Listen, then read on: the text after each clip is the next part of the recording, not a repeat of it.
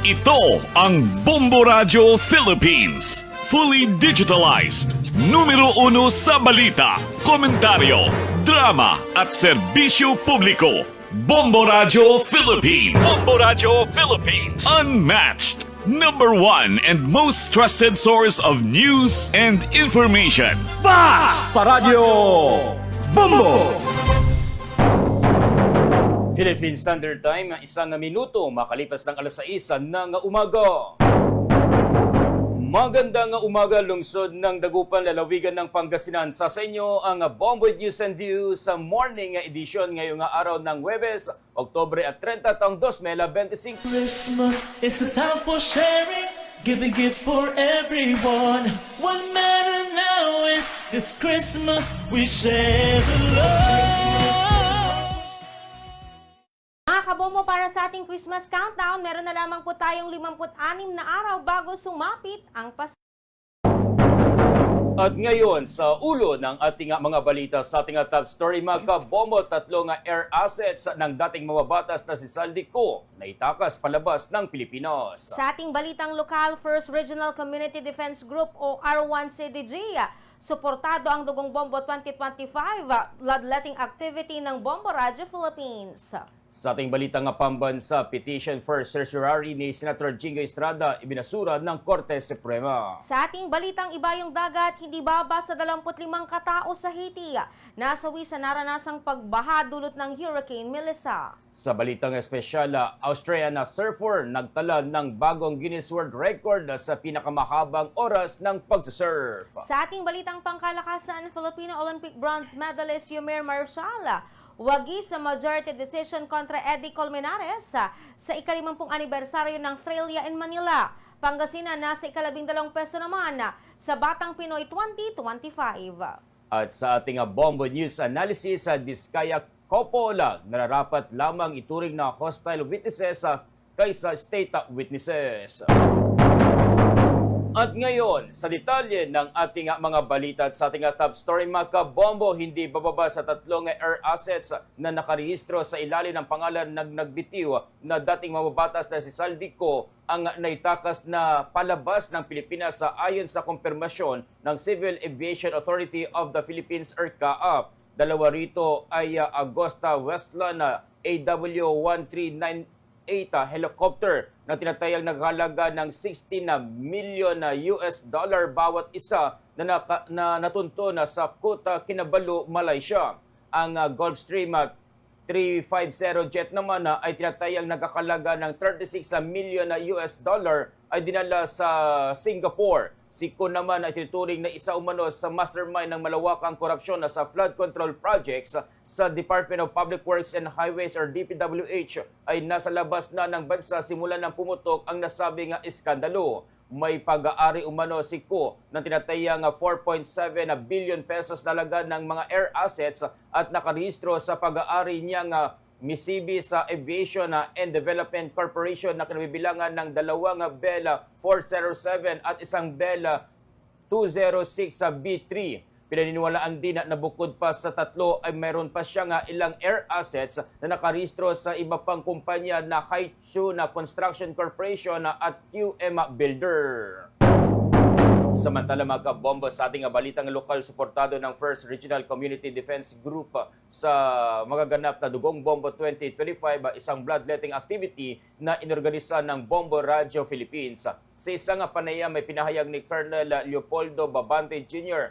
ng Filipino Army, ang siyang group commander ng 1RCDC or DG, ang kahalagaan ng pag-iisa sa mga ganitong uri ng programa. Anya na bahagi ng kanilang pagsuporta ang pagbibigay ng serbisyo publiko bilang kanilang misyon na bukod pa sa kanilang tungkulin na protektahan ang komunidad. Layunin ng aktibidad na makalikom ng sapat na supply ng dugo para sa mga nangangailangan na taunang ginagawa ng network bilang bahagi ng kanilang adikain na makatulong sa komunidad. Paraan din ito upang makapagbigay ng pag-asa at tulong sa mga kababayan na nangangailangan ng dugo dahil mabilis magkaubusan ng mga blood bank sa bansa dahil sa mataas na demand nito lalo na sa mga sakit at aksidente.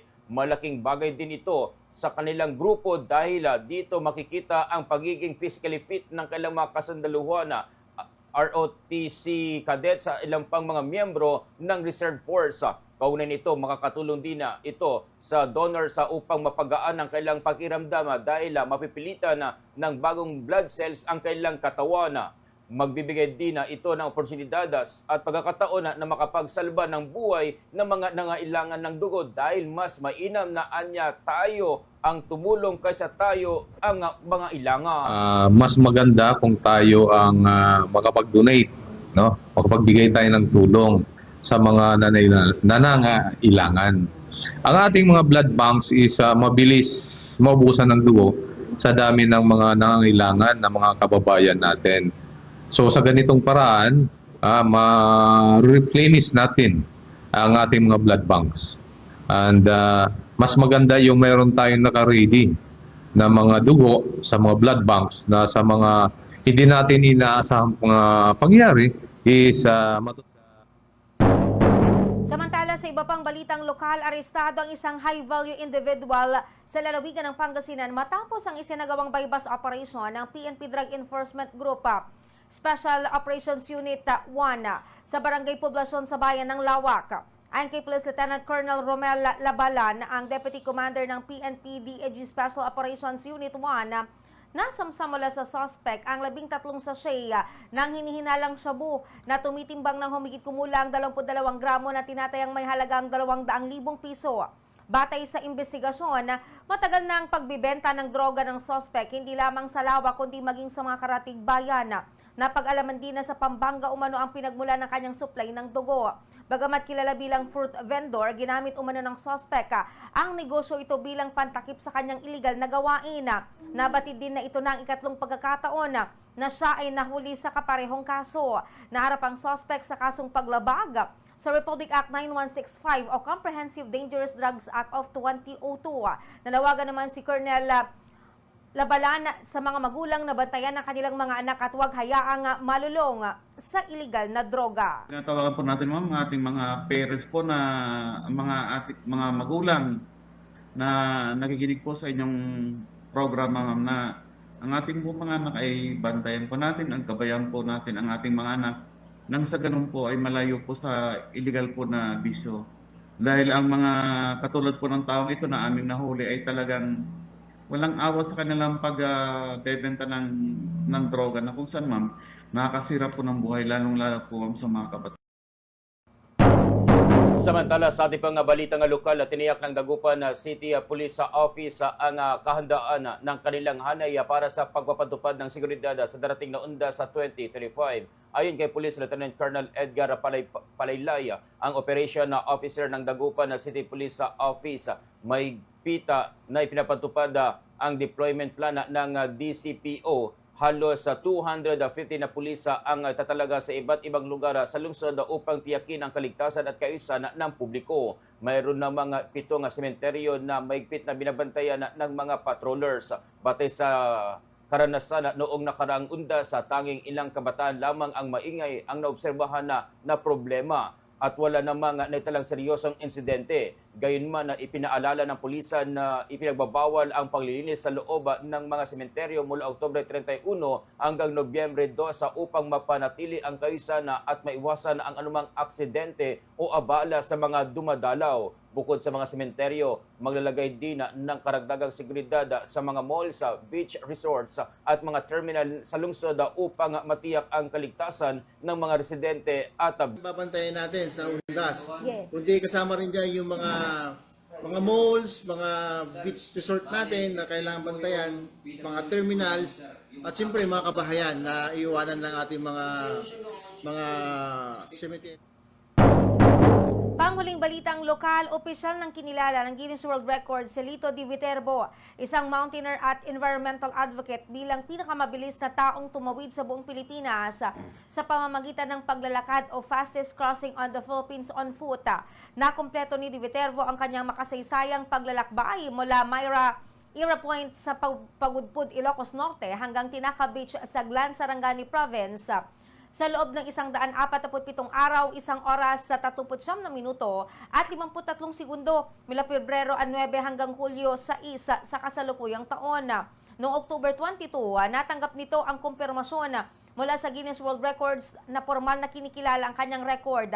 Sa naging panayam ng Bombo Radyo Dagupan, inilarawan ni Di Viterbo ang kanyang karanasan bilang bittersweet. Masaya dahil natupad ang kanyang pangarap, ngunit malungkot din dahil nagwakas na ang isang makabuluhang yugto ng kanyang buhay. Subalit anyang pinaka-sweet na bahagi ng kanyang journey ay ang pagkakataong maipromote ang environmental awareness. Bilang bahagi ng kanyang advokasya ay gumamit na lamang siya ng karton bilang banner sa halip na tarpaulin at hindi kailanman gumamit ng plastic bottle sa buong paglalakad. Saad niya na gusto niyang ipakita na pwedeng maglakbay ng hindi sinisira ang kalikasan. Nagbahagi rin siya ng mga alitutunin para sa responsable at makakalikasang paglalakbay. Maglakad at maglakbay na hindi sinisira ang mga lugar na dinaraanan. Huwag mag-iwan ng basura, huwag mag-vandalize o manira ng kalikasan. Ibinahagi din niya na malaking hamon sa kanyang paglalakbay ay ang kaligtasan at kondisyon ng panahon, ngunit masaya siya sa naging outcome nito. Ayon sa kanya na makikita ang opisyal na sertifikasyon ng kanyang world record sa opisyal na website ng Guinness World Record. I would describe it as bittersweet. Bitter because you're going to end the journey, which is fun, it was fun meeting people, but of course, melancholic. I wouldn't say sad, it's more of melancholic kasi matatapos yung journey. Of course, there's the sense of fulfillment that you're able to complete the journey. Pero the highlight of my journey was the promotion of environmental awareness. Samantala mga kabombo, sa ating balitang pambansa, binasura ng Korte Suprema ang petisyon for certiorari na inihain ni Senator Jingo Estrada habang pinagtibay na maaring magkahiwalay na litisin na ang mga kasong graft na may kaugnayan sa Priority Development Assistance Fund or PDAF. Sa isang anunsyo ng Korte Suprema, pinagtibay ng Supreme Court ang panindigan ng Sandigang Bayan na ang mga kaso ng graft ni Estrada ay maaring usigi na ng hiwalay sa kaso nga plunder. Noong Oktubre 1 hanggang 2 sa 2025, hindi pinagbigyan ng Sandigang Bayan Special 5th Division ang motion ni Estrada para sa muling pagsasaalang-alang na naglalayong baliktarin ang naunang pagtanggi ng korte sa kanyang demurrer to evidence sa hiling na may basura rin tulad ng plunder case kung saan siya naabsuelto. Nangahulugan na ang paglilitis para sa 11 bilang ng grafa ni Estrada ay nagpapatuloy sa Sandigang Bayan kaugnay sa umano'y maling paggamit ng 183 million pesos na Priority Development Assistance Fund or PDAF. Sa iba pang balitang pambansa, ganap ng batas ang panukalang nagbabawal at nagdideklara bilang iligal ang Philippine Offshore Gaming Operation o POGOs dito sa bansa. Ito matapos lagdaan ni Pangulong Ferdinand Bongbong Marcos Jr. ang Republic Act No. 12312 o mas kilala bilang Anti-POGO Act of 2025. Sa ilalim ng batas, ipagbabawal ang pagtatayo, operation o pagsasagawa ng offshore gaming sa Pilipinas. Gayon din sa pagtanggap ng anumang uri ng postahan para sa offshore gaming operations. Ipagbabawal din ang pagtatag at operation ng POGO Hub o POGO site sa Pilipinas. Gayon din ang introduction, paggamit o possession ng POGO gaming equipment o POGO gaming paraphernalia sa Pilipinas. Ang marehistradong kumpanya na gagamit para itago ang offshore gaming operations, bawal din sa ilalim ng bagong batas. Sa ilalim ng Section 5 ng bagong batas, nakasaad din na kinakansela o pinapawalang bisa ang lisensya ng sinumang tao o entity bilang POGO, POGO Gaming Content Provider o POGO Accredited Service Provider. Samantala, sa ating huling balitang pambansa, na nawagan si Department of Labor and Employment or DOLE Secretary Benvenido Laguesma sa mga employer na payagan ang kailangan mga empleyado na gamitin ang kanilang leave. Ito ay upang makauwi ang mga manggagawa sa kanilang mga probinsya o sa labas ng NCR ng mas maaga at makadalaw sa mga puntod ng kailang mga mahal sa buhay. ipinaalala rin ng kalihim ang tamang pasahod para sa mga empleyado nga magtatrabaho sa October 31, November 1 at November 2 sa mga special non-working holiday. Ayon sa kanya, may dagdag na 30% na premium pay sa mga araw na ito kung papasok ang mga manggagawa. Samantala sa ating balita nga, ibayong nga dagat hindi bababa sa 25 katao kabilang ang 10 bata ang nasawi sa pagbaha sa Haiti dulot ng pag-aapaw ng mga kailugan dahil sa Hurricane Melissa. Ilang bahagi naman ng Cuba ang lubog pa rin sa baha. Ayon sa alkalde na si Piteta Guave, maraming kabahayan na ang gumuhod dulot ng pag-apaw ng Ladingui River at marami pang mga tao ang natrapa sa mga gumuhong gusali. Tiniyak naman na niya ang agarang pagipagtulungan ng gobyerno para iligtas ang mga biktima. Habang hindi naman bababa sa 735,000 na ang nasa shelter ng Cuba habang naglandfall ang Category 2 hurricane at napanatili ang lakas ng hangin nito na 105 miles per hour. Nagdulot ito ng malaking pinsala sa mga gusali. Samantala sa ating iba pang balitang ibayong dagat, hindi bababa sa 104 na Palestinians ang nasawi sa sunod-sunod na airstrike ng Israel sa Gaza. Kamakailan lamang ayon sa Hamas One Ministry of Health ng nasabing teritoryo. Ayon sa militar ng Israel, tinarget nila ang dose-dosenang terorista sa lugar at operatiba bilang tugon sa umaring paglabag ng Hamas sa US brokered ceasefire agreement. At inakusahan ni Israeli Defense Minister Yoav Gallant ang Hamas sa pag-atake sa Gaza na ikinasawi ng isang sundalong Israeli, pati na rin sa hindi pagsunod ng kasunduan ukol sa pagbabalik ng mga labi ng mga hostage. Itinanggi naman ito ng Hamas at sinabing layunin ng Israel na sirain ang kasunduan.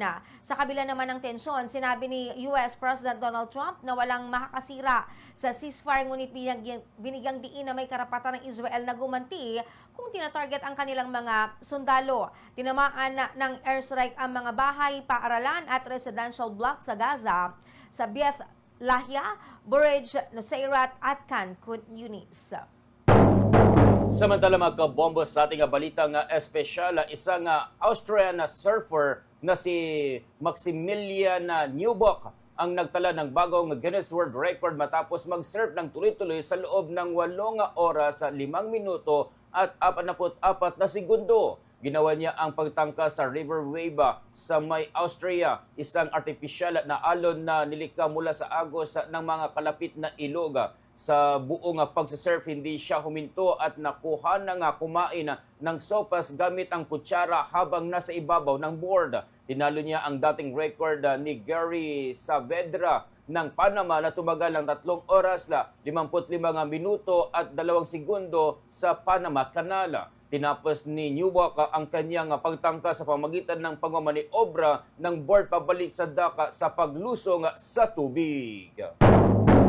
Samantala sa ating balitang pangkalakalan, naghahanda na ang Pilipinas at Canada na magsagawa ng negosasyon para sa isang bilateral free trade agreement at target nilang tapusin ang pag-uusap pagsapit ng 2026. Sina President Ferdinand Marcos Jr. at Canadian Prime Minister Mark Carney ay nagkaroon ng kasunduan sa isang bilateral meeting noong linggo sa sidelines ng 47th ASEAN Summit and related meetings sa Malaysia. Tinalakay ng dalawang lider ang pagpapalakas pa sa Canada-Philippine economic relations na sumusuporta sa mahigit sa $3 billion na kalakalan, kabilang ang sa manufacturing products, defense at parehong conventional at clean energy. Inidagdag ng office na tinalakay ni Carney ang bagong misyon ng Canada upang doblehin ang non-United States export nito sa susunod na dekada. Samantala mga kabombo, sa palitan ng piso kontra dolyar, ang isang US dollar ngayon ay may katumbas na 58 pesos and 69 centavos. Batay ito sa datos ng Bankers Association of the Philippines as of closing transaction kahapon at muling magbubukas mamayang alas 9 ng umaga. Habang sa datos naman ng Bangko Sentral ng Pilipinas para sa ibang foreign currencies, ang isang Hong Kong dollar ay may palitan na 7 pesos and 61 centavos. Singapore dollar ay may katumbas naman na 45 pesos and 69 centavos. Saudi Arabia Rial ay 15 pesos and 76 centavos. Habang ang euro ay may palitan na 68 pesos and 87 centavos. Bombo Foreign Exchange Update is brought to you by Quinbank Business Banking. Sa ating balita nga palakasan na pinatunayan ni Filipino Olympic bronze medalist Yumir Marshall ang kanyang tibay matapos makamit ang isang mahirap na majority decision victory laban kay Eddie Colmenares sa co-main event ng ika-50 anibersaryo ng Thrilla in Manila sa Araneta Coliseum.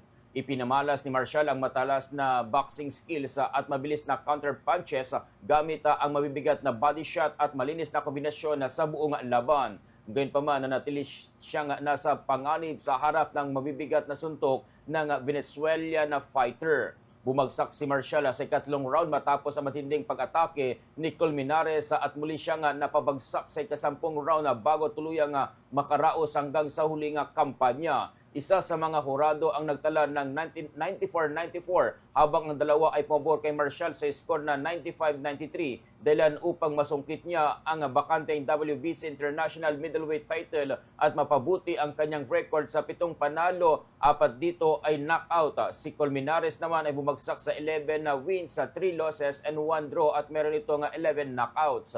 Sa kabilang dako, sa ating top 5 medal tally naman para sa Batang Pinoy 2025 as of 5 a.m. ngayong araw na ito, nangunguna na ngayon ang Pasig City na may 61 medals, 23 golds, 15 silvers and 23 bronze medal. Huwa pangalawa ang Manila na may 59 medals, 20 golds, 19 silvers at 20 bronze medals. Nasa ikatlong pwesto na ngayon ang Baguio City na may 48 medals, 19 golds, 13 silvers at 16 bronze medals. Nasa ikapat na pwesto naman ang Quezon City na may 55 medals, 17 golds, 17 silvers at 21 bronze medal. Nasa ikalimang pwesto naman ang Davao City na may 59 medals, 14 golds, 18 silvers at 27 bronze medals. Habang ang Pangasinan naman ay bumagsak sa 12 pwesto na may 11 medals, 5 golds, 5 silvers at 1 bronze medal. Samantala sa ating balitang showbiz, hindi maitago ni Filipino-American singer-songwriter Olivia Rodrigo ang kasabikan na muling makabisita dito sa bansa. Sinabi nito na hindi niya makakalimutan ang ginawang konserto niya sa Pilipinas noong nakaraang taon. Dagdag pa nito na nabitin ang kanyang bakasyon kaya't plano nitong makabalik sa Pilipinas at ikutin ang ilang mga sikat na isla. Maaring sa susunod na taon matutuloy na ang pag-ikot niya sa mga sikat na beach at isla. Maraming fans naman ito ang nagpaabot ng kasabikana na muling makita ang naturang singer. Here now is the Bombo Weather Forecast. Mga kabombo, ating alamin ang lagay ng panahon sa oras na ito natin ng ating weather reporter si Bombo Justin Ramos mula mismo yan sa Bombo Radio Weather Center. Bombo Justin. Mga kabombo, narito ang ating ulat panahon sa oras na ito. Nararanasan ang epekto ng Intertropical Convergence Zone sa Palawan, Visayas at Mindanao. Ang northeast monsoon naman ay nakakapekto sa Hilagang Luzon. Sa silangan at gitnang Visayas, sa Zamboanga Peninsula, Barm, Socsargen, Hilagang Mindanao, Caraga, Masbate at Sorsogon ay nakakaranas ng maulap na kalangitan na may kalat-kalat na mga pag-ulan at pagkidlat pagkulog dulot ng ITCZ. Sa Batanes at Babuyan Islands ay nakakaranas na maulap na kalangitan na may mga pag-ulan dulot ng northeast monsoon. Sa Palawan at natitirang bahagi ng Visayas at natitirang bahagi ng Mindanao ay nakakaranas ng bahagyang maulap hanggang sa maulap na kalangitan na may mga pag-ulan at pagkidlat pagkulog dulot pa rin ng ITCZ. Dito naman sa lalawigan ng Pangasinan, Metro Manila at natitirang bahagi ng Luzon ay nakakaranas ng bahagyang maulap hanggang sa maulap na kalangitan na may mga pulupulong mga pag-ulan at pagkidlat pagkulog dulot naman ng easterlies. Samantala mga kabombo, sumikat ang araw kaninang alas 5:55 ng umaga habang inaasahan namang lulubog ito mamayang alas 5:33 ng hapon. Samantala, narito naman ang antas ng temperatura sa iba't ibang bahagi ng ating bansa. Sa Luzon area, ang lungsod ng Dagupan ay nakakaranas ng maulap na panahon kung saan naglalaro ang temperatura sa pagitan ng 25 hanggang 34 degrees Celsius. Habang sa lungsod naman ng Legazpi ay nakakaranas ng maulap na panahon kung saan nararamdaman ang temperatura sa pagitan ng 24 hanggang 30 degrees Celsius. Samantala mga kabombo sa parte ng Visayas, ang lungsod ng Bacolod ay nakakaranas ng maulap na panahon kung saan nararamdaman ang temperatura sa pagitan ng 25 hanggang 30 degrees Celsius. Habang ang lungsod ng Iloilo ay nakakaranas din ng maulap na panahon sa temperaturang naglalaro sa pagitan ng 25 hanggang 30 degrees Celsius. Mga kabombo sa bahagi ng Mindanao, ang lungsod ng Cagayan de Oro ay nakakaranas ng bahagyang maulap na panahon na may kasamang pagkulog at pagkidlat kung saan naglalaro ang temperatura sa pagitan ng 24 hanggang 31 degrees Celsius. Habang ang lungsod ng General Santos ay nakakaranas ng bahagyang maulap na panahon sa temperaturang naglalaro sa pagitan ng 24 hanggang 31 degrees Celsius. Mga kabombo, yan ang muna ang ating ulat panahon sa oras na ito. Paalala pa rin sa ating mga kabombo na palagi po tayo magdala ng panangga panlaban sa init at ulan. At laging tatandaan ay bayong pag-iingat ang kailangan upang ang sakuna ay maiwasan. Ugaling maging updated upang kalamidad ay inyong mapaghandaan. Yan po nakasama sa ating ulat panahon para sa oras na ito. Mula mismo sa Bombo Radio Weather Center, Bombo Justin Ramos nag-uulat. This is Bombo Radio Philippines, the #1 and most trusted source of news and information. Basta Radio, Bombo! Mga kabombo, yan ang kalipunan ng ating pagbabalita at bago tayo magtapos, ating munang balikan ang naging ulo ng ating mga balita sa ating top story. Tatlong air assets ng dating mababatas na si Saldico na itakas palabas ng Pilipinas. Sa ating balitang lokal, First Regional Community Defense Group o R1CDG, suportado ang Dugong Bombo 2025 bloodletting activity ng Bombo Radio Philippines. Sa ating balitang pambansa, petition for certiorari ni Senator Jingo Estrada ibinasura ng Korte Suprema. Sa ating balitang iba yung dagat, hindi bababa sa 25 katao sa Haiti nasawi sa nararasang pagbahadulot ng Hurricane Melissa. Sa balitang espesyal, Australian na surfer nagtala ng bagong Guinness World Record sa pinakamahabang oras ng pagsisurf. Sa ating balitang pangkalakasan, Filipino Olympic bronze medalist Yomer Marshala wagi sa majority decision kontra Eddie Colmenares sa 20 anibersaryo ng Thrilla in Manila. Pangasinan, nasa 12 pwesto sa Batang Pinoy 2025. At sa ating Bombo News analysis, sa Diskaya couple nararapat lamang ituring na hostile witnesses kaysa state witnesses. Mga kabombo, maaring tutukan na makaganapan at update sa mga latest na pangyayari sa pamagitan ng ating himpilan, ang Bombo Radio Dagupan. Christmas is a time for sharing, giving gifts for everyone. What matter now is this Christmas we share the love. Mga kabombo, para sa ating Christmas countdown, meron na lamang po tayong 56 na araw bago sumapit ang Pasko.